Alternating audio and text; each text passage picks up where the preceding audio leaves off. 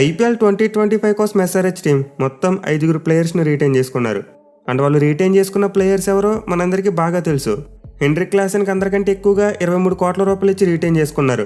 And దాని captain Pat కమిన్స్కి 18 కోట్ల రూపాయలు ఇస్తే అభిషేక్ శర్మకు 14 కోట్లు, ట్రావిస్ హెడ్కు 14 కోట్లు ఇచ్చారు. చివరికి నితీష్ కుమార్ రెడ్డికి 6 కోట్ల రూపాయలు ఇచ్చి రీటైన్ చేసుకున్నారు. సో ఎస్ఆర్హెచ్ టీం రిటైన్షన్ మీద మొత్తం 75 కోట్ల రూపాయలు ఖర్చు పెట్టింది. అండ్ వాళ్ళకి ఇంకా ఒక ఆర్టీఎం కార్డు కూడా ఉంది. But RTM card uncapped player కోసం మాత్రమే యూజ్ చేయగలరు. సో మొత్తం ఏదైతే ఎస్ఆర్హెచ్ టీం తమ కోర్ టీంను రీటైన్ చేసుకోగలిగారు. అండ్ ఇప్పుడు కోర్ టీం చుట్టూ వాళ్ళ ఆప్షన్లో 45 కోట్ల రూపాయలు యూజ్ చేసి మిగిలిన ప్లేయర్స్ను కొనాలి. మిగిలిన టీంని బిల్డ్ చేసుకోవాలి.